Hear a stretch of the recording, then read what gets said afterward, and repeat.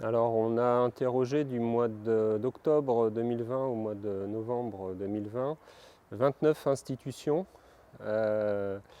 dont 11 EPCI littoraux, par exemple Pays de leur agglomération, par exemple 7 aglopoles Méditerranée, voilà, les EPCI littoraux, Perpignan Méditerranée Métropole, je ne vais pas tous les citer, il y en a 11, mais également les services de l'État en local, les DDTM, le Conservatoire du littoral, mais également au niveau national aussi, les services de l'État. Donc là, c'est la DGALN, la DEB, en centrale à Paris, mais également des scientifiques. Donc je pense par exemple à Stéphane Costa, qui est un professeur, président, un géographe, président du Conseil national sur la gestion du trait de côte, et qui est professeur à Caen. Donc au total, 29 institutions ou personnes ont été interrogées.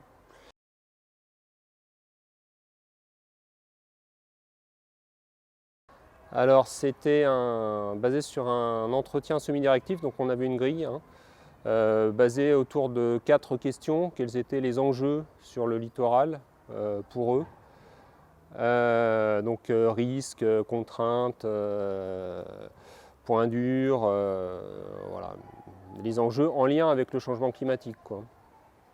Après, on leur a demandé aussi quelle était pour eux la définition de la recomposition spatiale, en leur proposant une définition quand ils n'en avaient pas, et en leur demandant de nous donner un avis sur cette définition, puisqu'on avait besoin de recueillir leur point de vue là-dessus, puisque c'est un des grands principes de la loi sur les territoires résilients qui va bientôt sortir. Et donc c'est ce que prônent en partie, pas partout, mais ce que prônent les services de l'État et ce qui est porté également par la région. Et enfin, on leur demandait si un observatoire régional ou des observatoires locaux pouvaient les intéresser dans le cadre d'une communauté de pratique, et quels indicateurs on aurait pu mettre dans ces observatoires littoraux. L'indicateur le plus simple étant le suivi du trait de côte, le suivi de l'érosion-accrétion. Il y en a bien d'autres.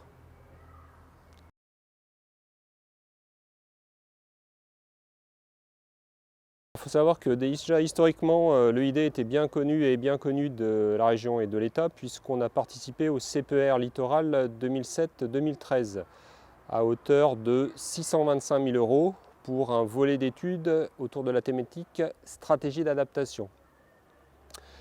Il se trouve que pour cette assistance à maîtrise d'ouvrage actuelle que l'on fait pour l'État et la région dans le cadre du plan Littoral 21, un marché a été lancé au mois de mars.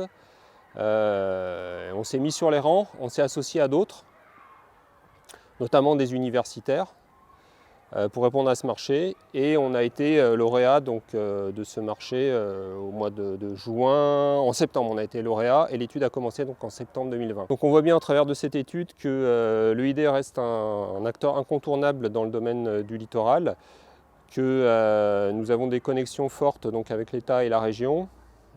Et également, lors du déroulé de l'étude, c'est vrai que le fait qu'on soit bien connu des EPCI et des communes a facilité les entretiens auprès de ces dernières.